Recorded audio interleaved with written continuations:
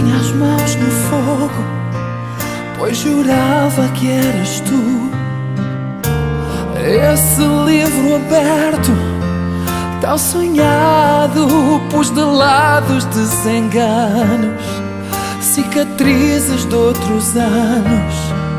Pensei que o amor sincero desta vez tinha chegado.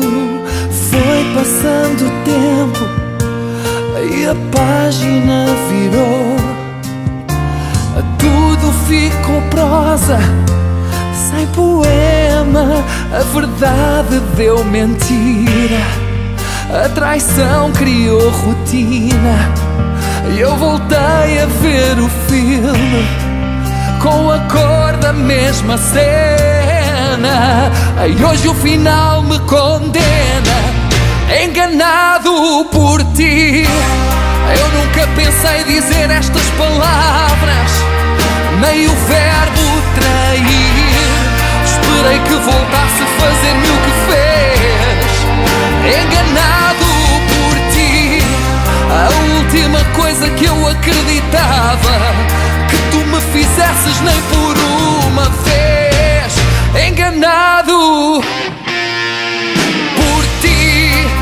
Nunca imaginei viver este castigo, depois do que vivi. Custa mais ainda provar o sabor, enganado por ti. Não equacionava acontecer comigo, e hoje só me resta desistir do amor. Punha as mãos no fogo, pois jurava que eras tu. Mas errei de novo, tenho pena. A verdade deu mentira, a traição criou rotina. Aí eu voltei a ver o filme com a cor da mesma cena. Aí hoje o final me condena, enganado por ti. Eu nunca pensei dizer estas palavras, nem o verbo trair. Esperei que voltasse a fazer-me o que fez, enganado por ti. A última coisa que eu acreditava, que tu me fizesses nem por uma vez, enganado por ti. Nunca imaginei viver este castigo, depois do que vivi. Custa mais ainda provar o sabor, enganado por ti. Não equacionava acontecer comigo, e hoje só me resta desistir.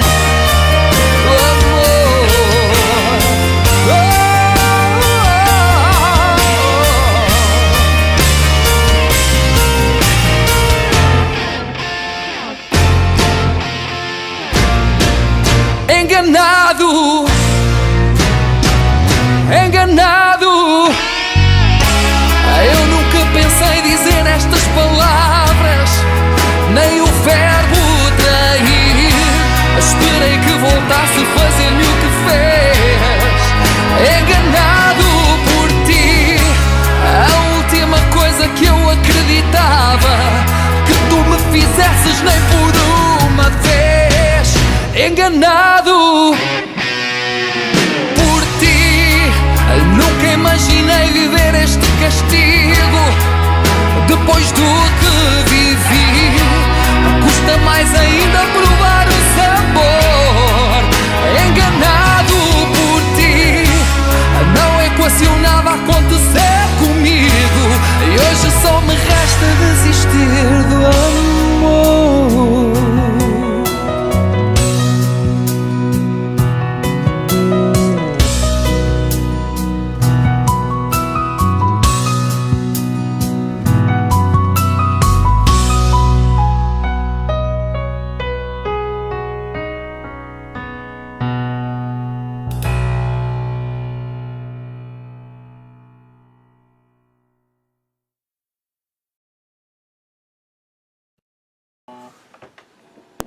bem-vindo a mais uma edição do Germano Campos Entrevista aqui na RDP Internacional. Olá, Sérgio Rossi.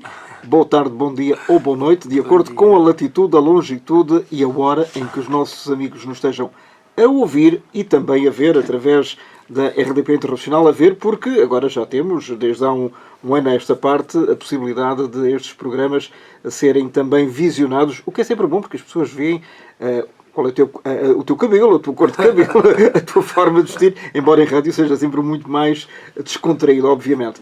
Este ano de 2017 marca um momento importante na tua vida profissional. Acabas de lançar um álbum sobre os teus 18 anos de carreira, que acredito tenham passado num ápice. É verdade. Custou um bocadinho pensar que já tenho 18 anos de discos. E mais 18 anos de vida. De vida, é verdade. Que já é o dobro. Mas que felizmente conseguiram chegar a alguns sítios, conseguiram chegar a algum porto. Conforme já tivemos esta conversa algumas vezes, as coisas começaram-se a encaminhar a partir de 2012 na minha carreira, quando surgem as canções de sucesso. E este álbum vem reconfirmar mais canções de sucesso. Mas é 2012, estamos a falar há 6 anos. Pois, mas a carreira é anterior a isso, e tu sabes que foi uma carreira amarga e de insucessos e de aprendizagem e de muito investimento da minha parte. Mas dizes que foi assim, uma luta, mas já não foi uma luta inglória. Mas tu, quando começaste há 18 anos, o que é que esperavas da tua carreira? Esperava que as coisas fossem logo fantásticas, bombásticas. Tinhas essa ideia? Tinha. Ou foi alguma coisa alguma coisa que te incutiram? Vivia um bocadinho... Não, era um bocadinho incutido, porque quando começas a gravar discos tão novo como eu comecei, tu és um pouco... Muitas vezes és um produto aconselhado. Ou seja, eu hoje em dia sou muito mais genuíno. Não era manipulado, porque manipulado... Não, manipulado será uma palavra forte. Manipulado eu nunca fui. Mas fui demasiado aconselhado e pressionado a ter algum tipo de procedimentos e algum tipo nomeadamente de gestos em televisão, atitudes. Deixavas de ser tu próprio, era? Às vezes eu olhava para mim em televisão, estás a ver, é aquilo que tu tens de fazer, é aquilo que tu tens de fazer. Tá, mas isso era imitar o outro.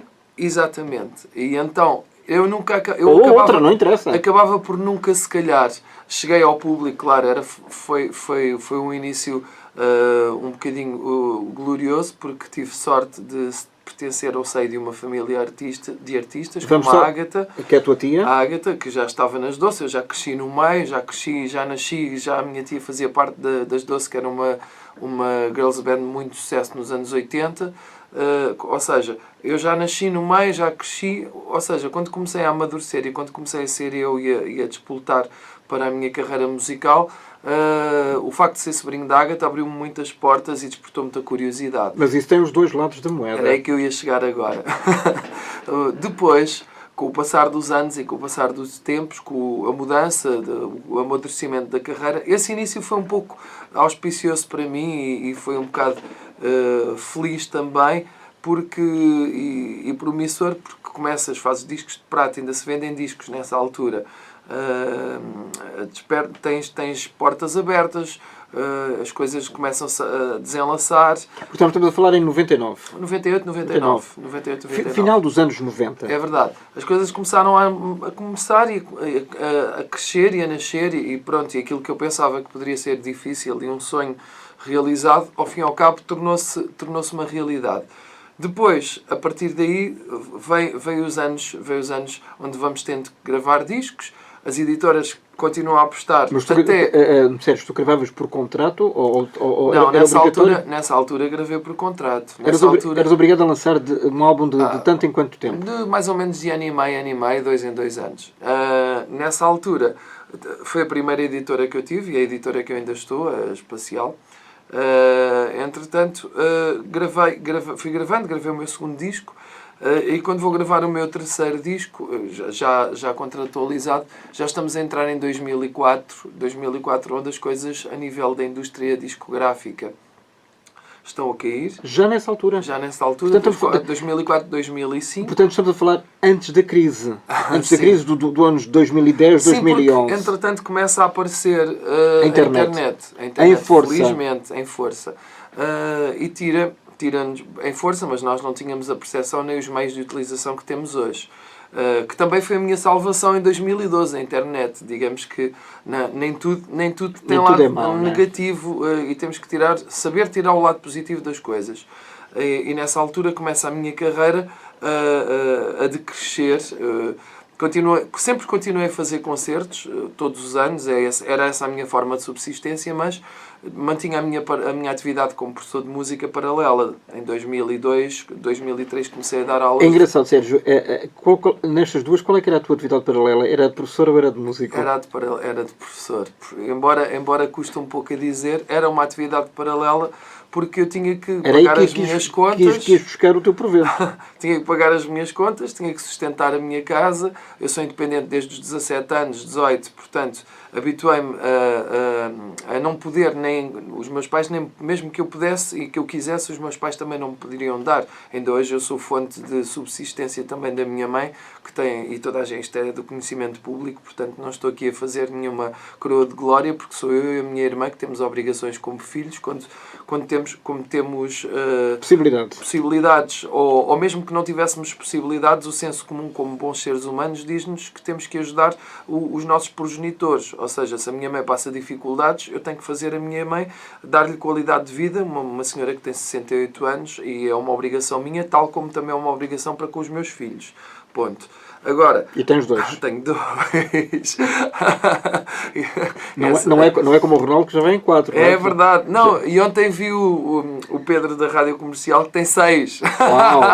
Então está a contribuir bem para a taxa de natalidade. Ou seja, nos dias que correm, eu acho que é... É um luxo. É um luxo. Aliás, mas é um luxo bom para quem pode, naturalmente. Eu com 2 já começo a pensar, bom, mas espera, 2, isto já é, muitas vezes já, com a minha atividade que é intensa, é muito difícil. Mas tu disseste que em meados dos anos 2000... Foi aí que começou... A tua carreira estava a decair, mas... Não, decair, deixa-me explicar. Como é que tu sentias isso? Não. Decair no sentido em que eu comecei, para continuar a ter uma carreira, as editoras deixaram de me querer pagar os discos. O último disco não vendeu. Das duas, uma, ou tu pagas o teu disco e a gente edita e a gente faz tipo edição de autor. Sim, mais ou menos isso, mas a edição de autor não é bem autor, porque eu é que pagava os discos, eu é que pagava as coisas todas inerentes aos custos do disco e entregava o disco a uma editora, e a editora ia tentar ter os seus lucros, porque eu acho que nós acompanhados de uma estrutura é muito mais fácil do que estarmos sozinhos. Isto é uma indústria, isto é para ganhar dinheiro. E isto é compreensivamente assim. Cada vez mais vou tendo essa percepção, porque entretanto passei por várias fases da minha carreira, onde eu fui travando conhecimentos com produtores no mundo inteiro e fui trabalhando, inclusive eu cheguei no meu disco em 2012, trabalhei com o Peter Raffleson em Hollywood, que foi só o produtor da Madonna também, e que fez o Open Your Heart to Me, um hit internacional dela. Conheci produtores onde ele tinha acabado de produzir o disco da Lady Gaga. E foi-me ajudar na pré-produção do meu disco, que foi um hit em Portugal, que foi o Perigosa. Ou seja, inclusive eu gravei partes do videoclipe lá nos passeios de Hollywood. Em Los Angeles, não é? É ali coladinho. Hollywood é ali coladinho a Los Angeles. Entretanto, vais ganhando uma percepção que as coisas são mesmo assim. Por exemplo, o disco da Lady Gaga, ele tinha sido orçamentado em $1 milhão. Portanto, estamos a falar numa indústria worldwide. Num universo completamente diferente. Paralelo, que não tem nada a ver com este. Só que um país com 52 estados tem 300 milhões de habitantes, não é? Os Estados Unidos. Só ali. Portanto, as pessoas... A Taylor Swift já era conhecidíssima e já era um êxito completamente absurdo nos Estados Unidos, e eu nunca tinha ouvido falar na Taylor Swift em Portugal. Portanto, porquê? Porque era uma cantora de country, originariamente, ou seja... Depois mudou o seu estilo. Depois mudou o seu estilo. Comigo, a indústria são 10 mil habitantes, as editoras não são assim tantas como isso, há umas multinacionais que, entretanto, também, atualmente, até preferem trazer os produtos que já estão feitos e é só promover e tentar pôr os discos no mercado, do que estar a fazer projetos nacionais e investir em promoção, investir em trabalhos, e depois são cartas fechadas que, hoje em dia, desde essa altura, começaram a ser cada vez mais difícil de vender os discos. Eu próprio já não compro tantos discos como comprava antigamente, porque hoje em dia a internet faculta-nos uma panóplia de possibilidades para nós conseguirmos ir buscar as coisas para termos as músicas nos telemóveis. Ligo o telemóvel ao carro, no carro já estamos a ouvir, se for preciso vou buscar ao YouTube, que há uma música, já estou ligado diretamente. Portanto, nós só temos que ajustar no nosso mercado e foi isso que eu fiz. Fui pagando os meus discos, fui subsistindo a minha carreira com muitas dificuldades, porque eu sentia que poderia... Toda a gente dizia, tu és um produto que cantas tão bem, tu tens imagem, tu não percebes porque é que a editora aposta nos outros, não aposta em ti. Qual era a tua percepção disso? A minha percepção era que sentia que estava a fazer bons discos. E tanto sentia que em 2010 ganhei o prémio do dueto do ano, ainda na Romântica FM, com aquele dueto escrito por mim também, e com um cover do Luís Miguel. Lá está um cover que não é plágio, é um cover, é uma nova versão. Uma nova versão devidamente em português, autorizada pelo Juan Carlos Calderón, que foi ele que foi um dos produtores também do Luís Miguel, e eu gostei tanto da música que era o Até Que Me Esqueças em 2010, e apostei nesse tema como single do álbum. Cá em Portugal tivemos o videoclipe, fizemos tudo, e as coisas começaram a continuar, a minha carreira continuava, não fazia muitos concertos, porque aí é que nós vamos buscar a nossa, ao contrário daquilo que as pessoas pensam. Pronto, hoje em dia sou um produto de marcas, tenho marcas que chegam, me abordam, mas que patrocinam. Mas que são poucas as marcas que nos querem dar financeiramente, ou seja, poucas as marcas estão disponíveis para nos pagar uma verba, tirando uma multinacional, tirando marcas internacionais com que eu já trabalhei. Ou seja, nós, cantores, temos que procurar, ao contrário daquilo que as pessoas pensam, temos que perceber o que é o nosso enquadramento de vida.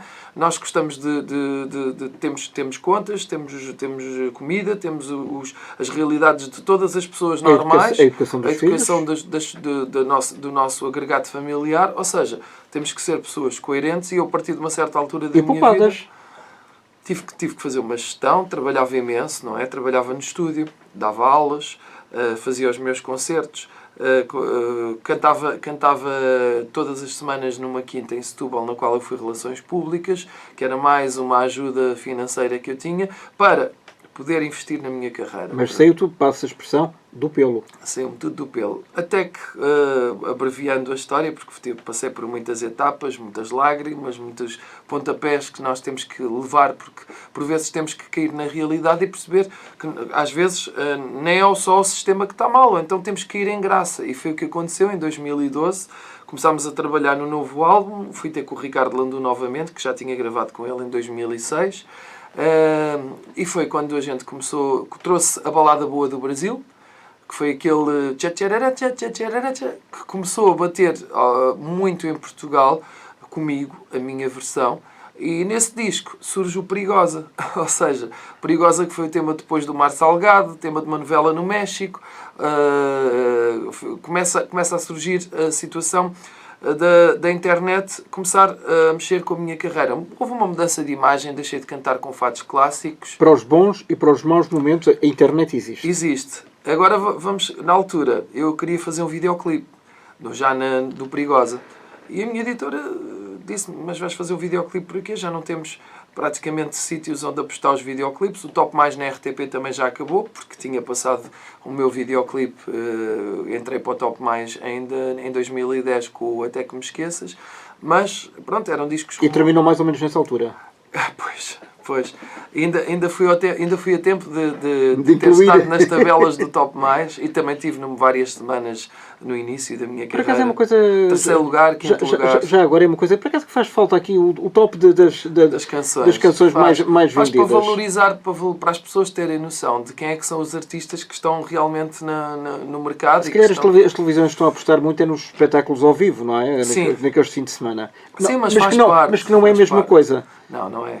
É porque o videoclipe tem uma estética completamente diferente. Completamente diferente. Não é isso, e dá a noção, abrevia um bocadinho, faz chegar às pessoas o que é que são os produtos que estão na realidade a funcionarem. Porque as pessoas muitas vezes veem os artistas em programas de show, live, e muitas vezes não conhecem metade deles, não é? Faz falta, tem que existir programas para dar visibilidade a todos os projetos. E eu sou perfeitamente a favor e acho que toda a gente tem direito a um lugar ao sol. Eu acho que as pessoas têm que investir. Eu sempre investi na qualidade e não na quantidade. Tanto que eu, quando comecei a pagar os meus discos, eu pensei em gravar de 2 em 2 anos, 3 em 3 anos. Porquê?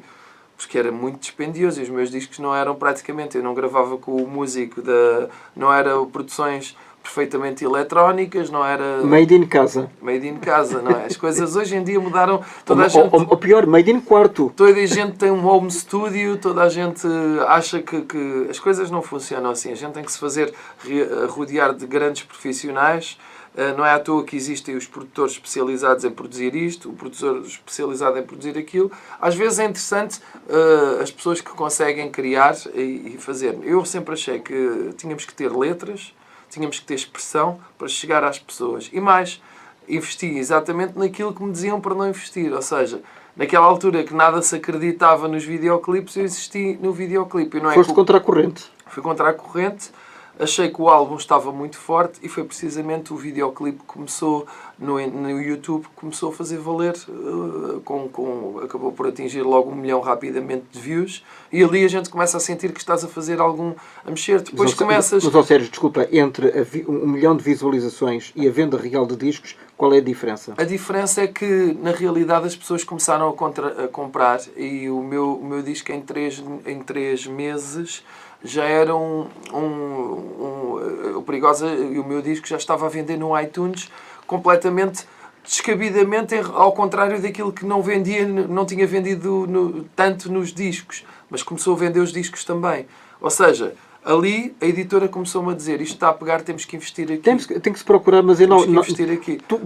Tu adaptaste às novas formas de comunicação. Adaptei-me quando Deus também me abençoou, porque eu sempre corri contra a maré e sempre lutei contra a falta de credibilidade, ou muitas vezes ninguém acreditava em mim. Houve alturas que na minha vida, quando as editoras te dizem não, acabou o contrato, a gente não tem que pagar mais discos, das duas uma, ou eu resumia a minha carreira àqueles 4, 5 anos, ou eu continuava a amar aquilo que faço e acreditar no meu trabalho, acreditar no meu potencial e que poderia vingar, e foi o que eu fiz. Ao contrário da maré, mas eu também não condeno as editoras nem condeno o sistema, porque as editoras começam a ter que apertar o cinto. Mas tu compreendes a atitude delas? Compreendo perfeitamente. Eu sou uma pessoa lúcida, sou capacitadamente inteligente para perceber que eu sou um homem de negócios também, nós ambos também temos que saber fazer uma gestão da nossa vida, portanto somos ambos homens de negócios e temos que perceber uma realidade. Quando um produto não vinga a uma vez, a editora passa para outro produto. Das duas, uma, resta-nos a nós tentar ter meios e ter possibilidades sentimentais e de ego suficientes para saber ultrapassar as quedas e os insucessos da nossa vida. E eu nisso sempre fui uma pessoa muito forte. E tu sempre deste a volta por cima? Não, eu chorava muitas vezes, ia para casa a chorar, mas eu sou uma pessoa com uma personalidade muito lutadora, ou seja, nunca fui, e tu já me conheces há algum tempo, eu nunca fui uma pessoa de me deixar vencer por ter perdido uma batalha. Nem vender. Também não. Mas isso são outros 500.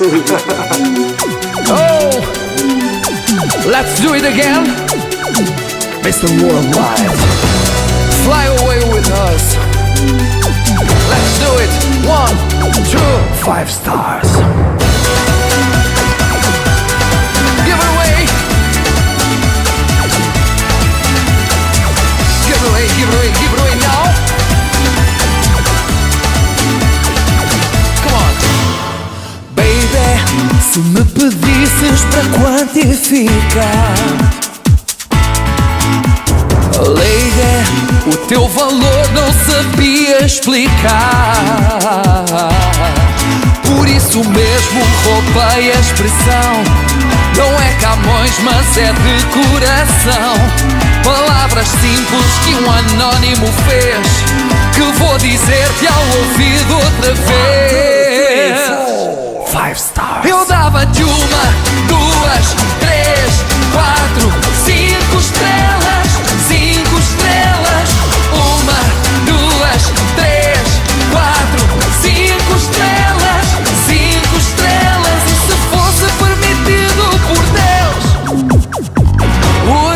universo era teu. Come on, baby, keep it up. Go. O universo era teu. Give it away, give it away, give it away now. Baby, se me pedisses para te pontuar, lady, um alfabeto não ia chegar. Por isso mesmo ao vulgar recorri, frase vadia mas que tudo diz. Todos a dizem mas não tem autor, mas como eu digo ninguém diz amor. 5 stars. Eu dava-te 1, 2, 3, 4, 5 estrelas, 5 estrelas. 1, 2, 3, 4, 5 estrelas, 5 estrelas. E se fosse permitido por Deus, o universo era teu. Let's do it again. Put your seatbelts on the floor. 5 stars. Eu dava-te 1, 2, 3, 4, 5 estrelas, 5 estrelas. 1, 2, 3, 4, 5 estrelas, 5 estrelas. Dava-te 1, 2, 3, 4, 5 estrelas, 5 estrelas.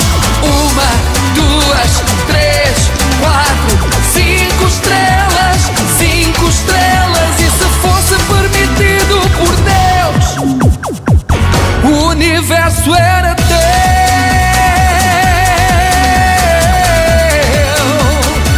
O universo era teu.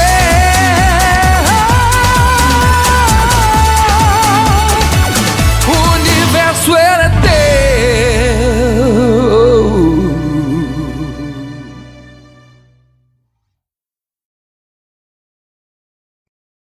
Estamos hoje a falar e a comemorar os 18 anos de carreira do Sérgio Rossi. Vamos tentar perceber um bocadinho melhor como é que se dá a volta, Sérgio, a uma situação que já aqui falaste que foi complicada, sobretudo a partir, sei lá, do 5º, 6º ano da tua carreira. Tu alguma vez pensaste dar a tua carreira por terminada? Vou-te dizer, houve alturas na minha vida que eu pensei, especialmente quando tentei abrir um negócio paralelo no Brasil, que já falámos sobre isso também, quando eu morei no Brasil também, houve uma altura que eu pensei, bom, vais entrar na casa dos 30... E estás agora quantos? Estamos nos 37. Já vais quase entrar na casa dos 40, estás a ver? Estás a entrar na casa dos 30, tu tens que ser uma pessoa lúcida, tens responsabilidades, tens família, tens filhos, embora... Tens que criar alternativas da tua vida para pensar que não podes passar a tua vida inteira a investir num sonho que não se está a realizar, não se está a concretizar. Ou pelo menos concretizava-se, mas eram vitórias esporádicas, batalhas esporádicas, eram concertos que corriam muito bem, eram canções, pessoas que davam bastante aceitação às tuas músicas, eram algumas fãs que iam alimentando o meu trabalho. Pronto, não era um cantor de massas como sou hoje, mas era um cantor que já movimentava, já fazia um barulhinho, e esses barulhinhos dava-me energia para... E dinheiro suficiente?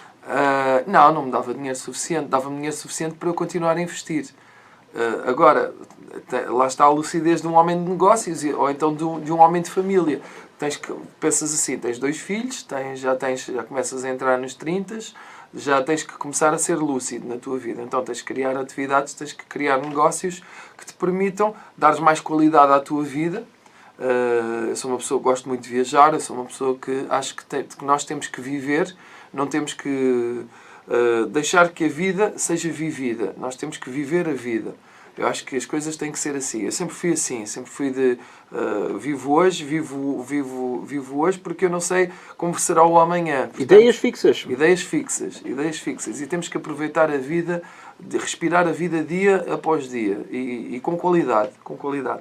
E então, eu já não conseguia fazer, já não tinha dinheiro suficiente para conseguir fazer todas as coisas que eu gostava de fazer na minha vida e todos os meus sonhos e todas as coisas. Portanto, então vamos criar uma atividade paralela, vamos ser lúcidos, mas eu não vou desistir do meu sonho. Não vou desistir do meu sonho. Vou tentar desdobrar-me ainda mais no meu sonho. Na altura a minha companheira decidiu também comigo entrar em parceria, decidimos abrir um negócio no Brasil. O que é que tudo isto serve-nos de lições de vida? Mas o negócio era ligado à música? Não, era um restaurante. Tem nada a ver? Nada a ver. Em que zona do Brasil? No Rio de Janeiro. No Rio de Janeiro. Lá do outro lado da ponte, Niterói. Entretanto, estava a gravar o meu disco, o Ricardo, já em 2012. Trouxe logo de lá a Balada Boa quando comecei a fazer barulho cá em Portugal. E comecei-me a sentir mais feliz, porque de repente, com uma visualização, fui a um programa destes de Somos Portugal com a Balada Boa, apenas uma vez antes de ir para os Estados Unidos fazer uma digressão. E esse tema teve mais views no YouTube do que tinha os meus vídeos melhores. E eu assim, uau, então espera aí, então quer dizer, isto está a começar a acontecer alguma coisa. Isto ainda antes do Perigosa. Digamos que começou aí a segunda fase da tua carreira. A segunda fase da minha carreira, a fase onde as coisas me foram surpreendendo. E onde pela positiva, pela atenção. positiva. E eu fui... Pronto, entretanto gravo o Perigosa, depois aí iniciou-se um ciclo de sucessos na minha carreira.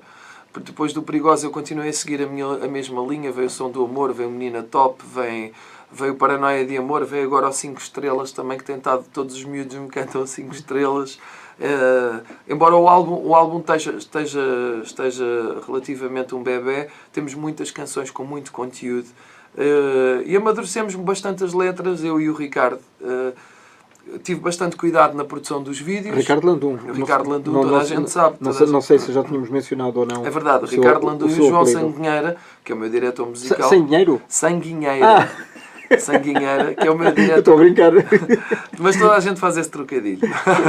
Toda a gente... Olha, falta de originalidade. Não, é normal, eu próprio também muitas vezes. João, sem dinheiro. Não, mas é giro. E aí podes falar em determinada fase da tua vida e de carreira com alguma propriedade, infelizmente. Não é? Tu chegaste em 18 anos de carreira seguramente a aprender e a apreciar mais a amizade de determinadas pessoas. Cheguei. Porque deves ter levado muita facada nas costas. Sim, e o João Sangueira foi um deles. É um daqueles que está comigo. É um músico de excelência. Para o bem e para o mal. Que sempre esteve comigo. Não é preciso, é que há pessoas que se oferecem, digamos assim, não sei se esta palavra é um bocadinho forte, para serem nossos amigos quando nós estamos no top. Além disso, hoje em dia, ainda no outro dia, fiz um multiusos de Torres Vedras com o Tony e consigo compreender perfeitamente porque é que aquele protecionismo que o Tony tem que ter. Tony Carreira, quando as coisas começam a correr muito bem na tua carreira, tu também és alvo e és muito mais visado dos haters. Ou seja, eu nunca tinha tido haters na minha vida. Os haters são os odiosos. É mais ou menos isso.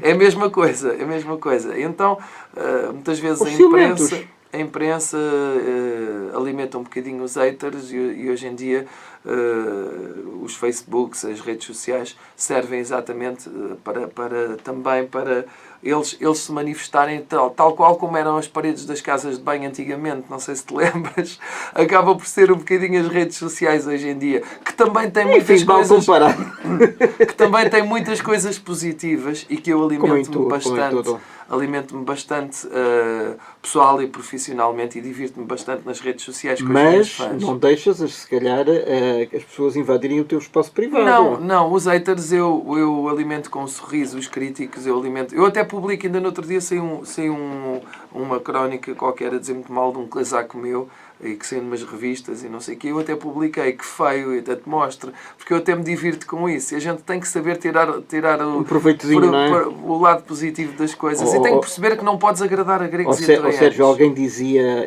e não foi o único seguramente, que digam bem ou digam mal, mas digam. Mas, claro. E falando de fase crescente da vida, atualmente, quando as coisas começaram a fluir, a gente tem que perceber que és muito mais visado.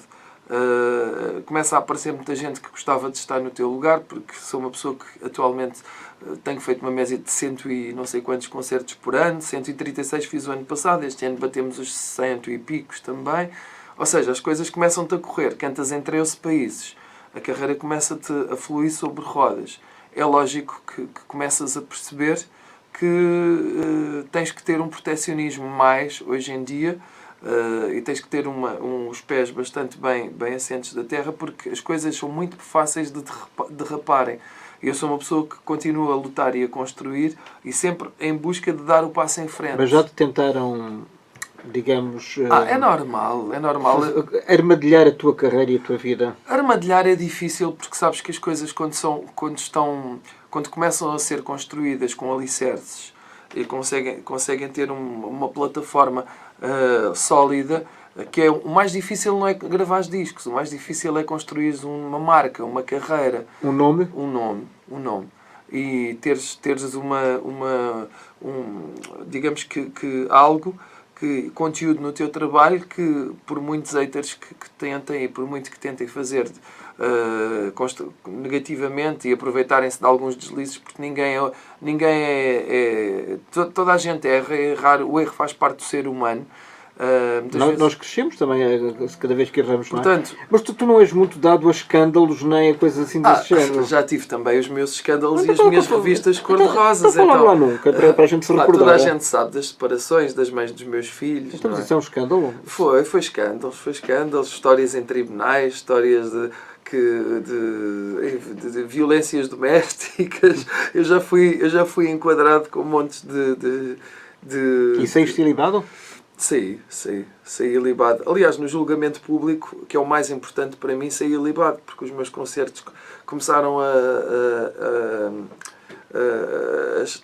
tenho a maioria das minhas fãs que segue a minha vida, que me respeita e que se diverte bastante nos meus concertos, independentemente do que digam de mim, porque elas vão conhecendo a pessoa e a essência da pessoa em questão. E quem és tu?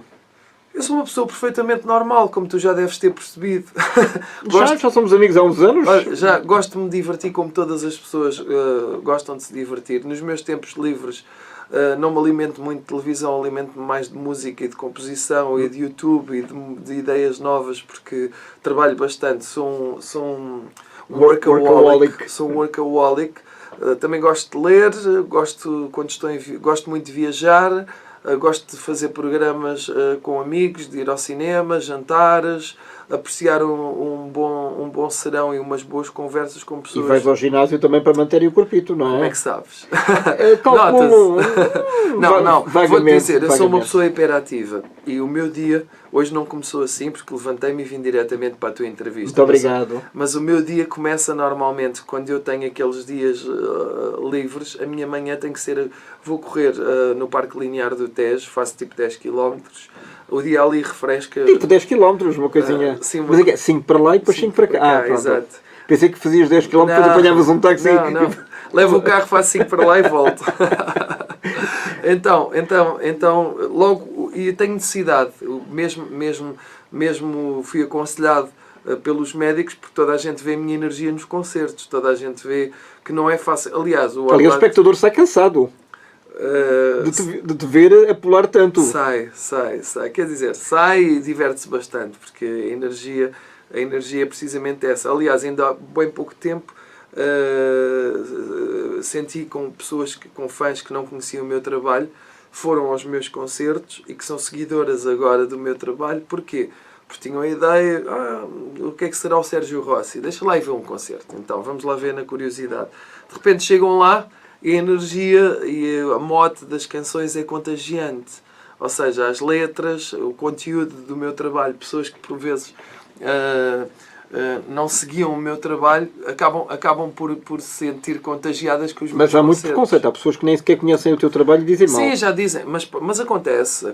Faz parte. Mas felizmente eu tenho sido contratado pelas maiores festas e maiores feiras do nosso país. Se tu mudares ligeiramente o rumo das tuas canções, passar a ser um bocadinho mais, não digo introspectivo, mas um bocadinho menos popular, no sentido de ser facilmente reconhecível o teu trabalho, achas que isso os teus fãs rejeitariam essa tentativa de As pessoas que mudar, seguem ou o meu trabalho, seguem o meu trabalho com a emotividade também das minhas letras e das minhas canções. A primeira canção que tu passaste aqui é o Enganado. As pessoas seguem um bocadinho aquilo que eu sou. Eu sou uma pessoa que passo para o papel e passo para os discos a essência da minha vida. Era uma autobiografia. A autobiografia, as canções têm a ver comigo. Eu tenho canções que não é só este lado popular da mulher perigosa, homenageando a mulher ou menina top, como também tenho a mulher das mulheres. Por exemplo, uma balada no meu disco, que será, que porventura, uma das canções onde quem vai aos meus concertos consegue perceber a história e a essência das canções. Vou-te soltar o poema Tantas Bocas que eu beijei na vida, entre 1000 chegadas e partidas, para acabar no mesmo coração, no teu coração. Tantas camas que eu fingi veludo, tantos nadas que eu pensei ser tudo, para voltar sempre às tuas mãos, a morrer de paixão, por um carinho pelo me quero-te bem, sentir o colinho que mais ninguém tem. Teu toque, teu mimo, são tudo para mim. Eu não quero mais prata se tenho ouro em ti. Há joias e joias, amor e amor, mas só uma história foi feita para dois. Eu sou o prefácio que chega até ti. Tu és meu princípio, meu meio e meu fim. És a mulher das mulheres, sublime prazer dos prazeres, um anjo na terra que o céu me enviou, a razão do homem que sou. És minha flor entre as flores, o maior amor dos amores, a tela mais bela que Deus já pintou, a mulher das mulheres.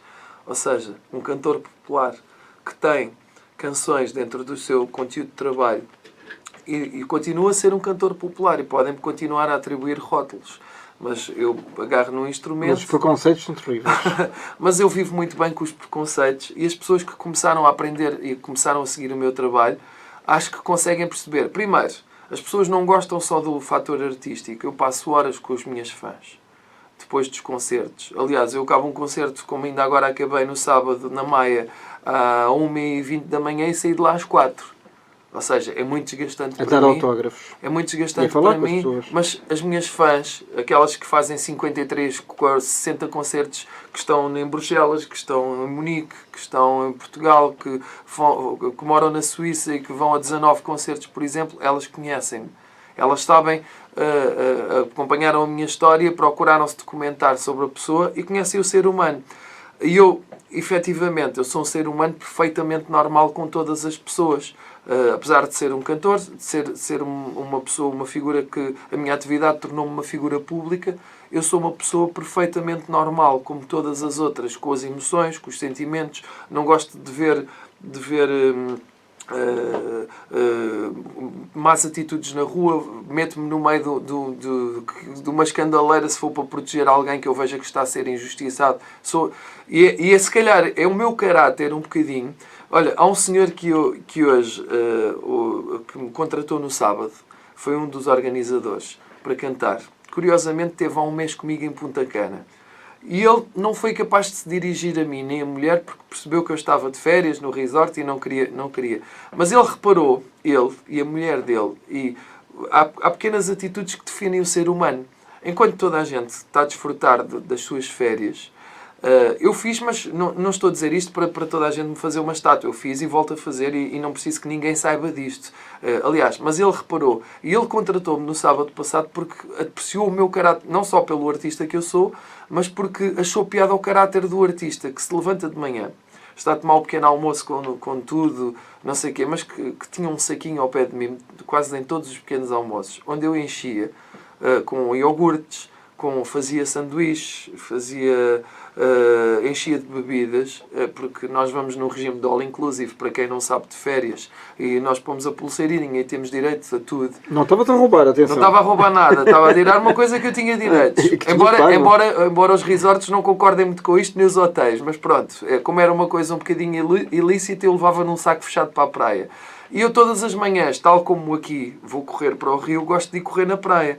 Então, eu descobri um sítio onde estavam vítimas do furacão Maria, onde pessoas estavam a viver situação que só tinham roupa do corpo. Eu não só dei roupas minhas, dei chinelos meus, como todos os dias me preocupei em levar algum dinheiro, não muito, porque eu também não sou rico, nem sou milionário, mas levar comida e levar bens essenciais para essas pessoas de manhã na praia. Em vez de estar ali logo, que eu não sou uma pessoa, lá está, sou uma pessoa hiperativa e não consigo estar 2 horas deitado ao sol.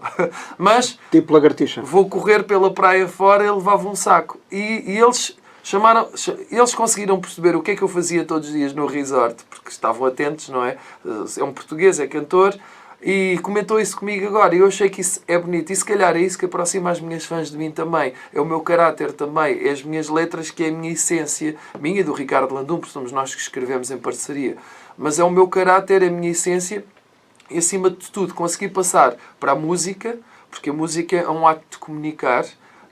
E quando eu consigo comunicar com o coração, com as pessoas que estão do outro lado da câmara, eu acho que é aí que aí é a genuinidade e é aí que tu és um verdadeiro... E alcanças tudo. E aí é que eu percebi o que é que se começou a tornar o segredo das minhas canções começarem a chegar aos sucessos de... Porque as pessoas percebem isso. E agora, mas não foi fácil. Claro, são 18 anos, apenas os 18 primeiros anos de uma belíssima carreira com altos e baixos, com muita dor. Das tuas entrevistas. Muito obrigado, já acabou. Eu agora vou correr contigo, sabes? Mas não é protejo. Gosto muito do profissional que tu és, mas acima de tudo, porque tu és um comunicador que dá uma liberdade de expressão ao seu entrevistado, pronto, que nós aqui temos de forma diferente, porque tu, além da experiência que tu tens e toda a gente... Eu gosto de falar com os meus amigos, é só isso. Não, é isso mesmo. Eu venho aqui, eu até me esqueço que estou a fazer uma entrevista contigo. Estás a falar comigo e com aqueles que nos estão a ver e a ouvir. Sérgio, foi um grande prazer. Eu não digo privilégio para mim. Até breve.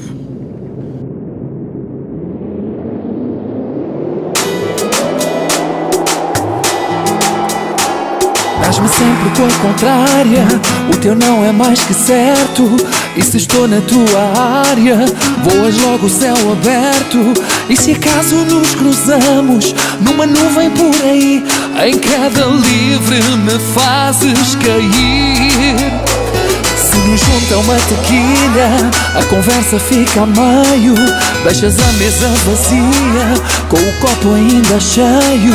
E eu ébrio de loucura, bebo todas para esquecer. Caio mas levanto-me só para dizer: vou-te dar a volta, revirar os teus sentidos. Vou-te dar a volta para dar uma volta contigo. E depois dessa noite, nas curvas do desejo, vais ser tu a pedir-me, baby, volta a dar-me um beijo. Vou-te dar a volta, revoltar todo o teu corpo. Vou-te dar a volta, transformar teu gelo em fogo. E depois dessa noite, que sintas minha chama, vais ser tu a dizer-me, baby, volta à minha cama. E eu vou voltar só para te amar. Eu sei que vais chorar por mais. Assim vou-te dar a volta, nunca mais saio de ti. Dás-me sempre com a contrária, o teu não é mais que certo. E se estou na tua área, voas logo o céu aberto. E se acaso nos cruzamos numa nuvem por aí, em queda livre me fazes cair. Se nos junta uma tequilha, a conversa fica a meio. Deixas a mesa vazia, com o copo ainda cheio. E eu ébrio de loucura, bebo todas para esquecer. Caio mas levanto-me só para dizer: vou-te dar a volta, revirar os teus sentidos. Vou-te dar a volta para dar uma volta contigo. E depois dessa noite, nas curvas do desejo, vais ser tu a pedir-me, baby, volta a dar-me um beijo. Vou-te dar a volta, revoltar todo o teu corpo. Vou-te dar a volta, transformar teu gelo em fogo. E depois dessa noite, que sintas minha chama, vais ser tu a dizer-me, baby, volta à minha cama. E eu vou voltar só para te amar. E sei que vais chorar por mais. Assim vou-te dar a volta, nunca mais saio de ti. Vou-te dar a volta. Vou-te dar a volta, revoltar os teus sentidos. Vou dobrar o teu cabo das tormentas, criar raízes dentro de ti. O teu cheiro, o meu cheiro, estão colados por telepatia. Acordar de manhã e sentir que estás a tocar no meu corpo. A minha alma, a minha mente são mais fortes que o desejo que nos comanda. Acordar de noite e sentir que ainda estás acordada a pensar em mim.